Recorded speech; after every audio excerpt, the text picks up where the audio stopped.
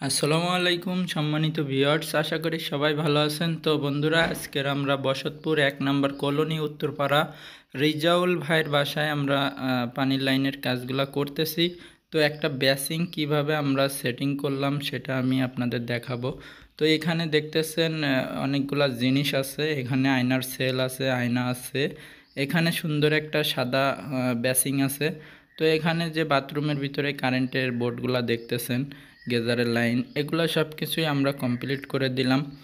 এবং এই বাথরুমের ভিতরে যত ফিটিংসের কাজ করেছি সবগুলো আমরা করেছি, কমপ্লিট করে দিলাম।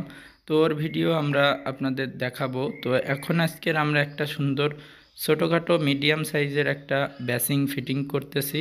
তো দেখুন বন্ধুরা, সবার প্রথমে আমরা ওয়াটার লেভেল ধরে এখানে বেসিংটি সোজা রেখে তারপরে সিগনেচার দিয়ে দাগ দেওয়ার পরে ডিল করে এখানে বেসিং বোল্ট আমরা লাগিয়ে দেব। এজন্য আমরা সিগনেচার দিয়ে দাগিয়ে নিচ্ছি, তারপরে ডিল করে আমরা এখানে বেসিংটি লাগিয়ে দেব। তো বন্ধুরা দেখুন, আমরা এখানে ডিল করার পরে বেসিংটি লাগিয়ে দিয়েছি। এখানে বেসিংয়ের যে সাবানদানি, তারপরে এখানে আমরা আয়নার সেল, আয়না, এগুলা সব কিছু লাগিয়ে দিলাম। দেখুন খুব সুন্দরভাবে পানি পড়তেছে।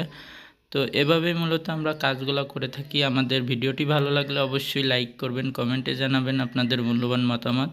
ধন্যবাদ সবাই।